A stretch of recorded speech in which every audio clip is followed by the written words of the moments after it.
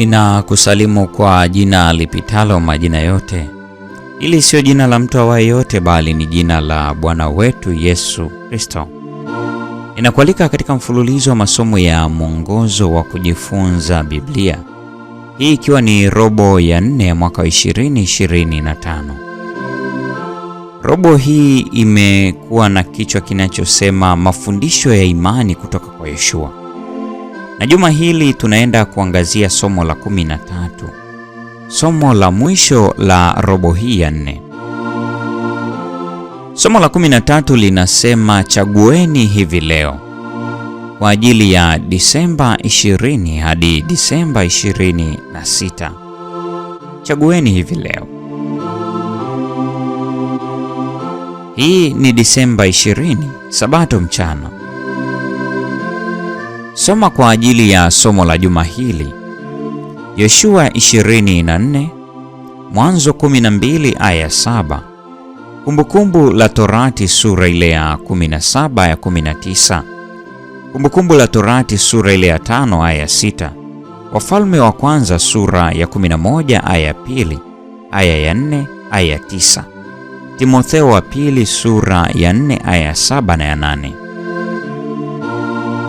Fungu la kukariri linatoka kitabu cha Yoshua 24 aya 15. Neno la Mungu linasema, nanyi kama mkiona ni vibaya kumtumikia Bwana, chagueni hivi leo mtakayemtumikia, lakini mimi na nyumba yangu tutamtumikia Bwana. Sura ya mwisho ya Yoshua imewekwa katika muktadha wa sherehe ya kufanya upya agano, lakini safari hii ikiendeshwa na kiongozi mzee katika Israeli.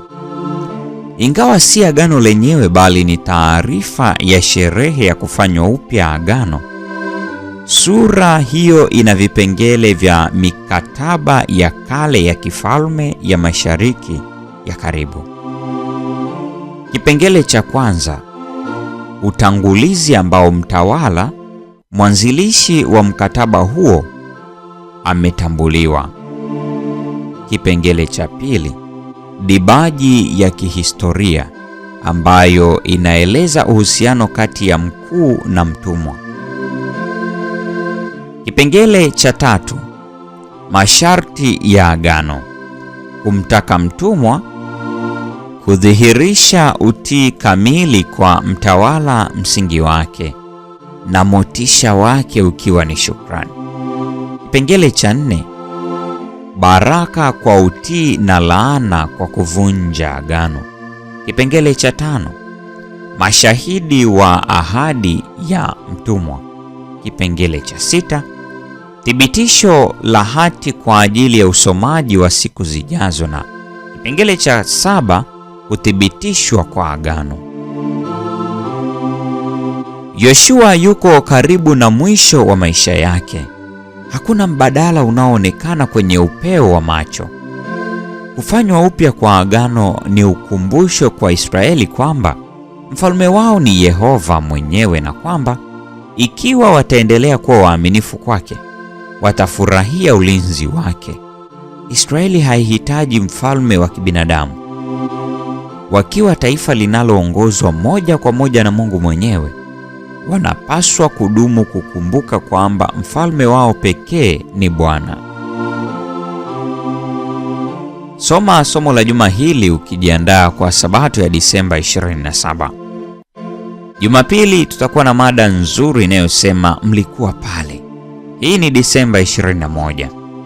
Jumatatu, Disemba 22, kwa unyofu wa moyo na kwa kweli.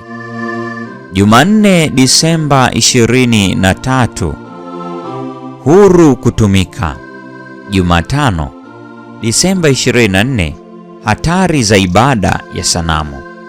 Alhamisi, Disemba 25, kumaliza vizuri. Na Ijumaa, Disemba 26, jifunze zaidi. Hili ni somo la 13 linalosema chagueni hivi leo. Mungu atubariki sote na nikutakie wakati mwema.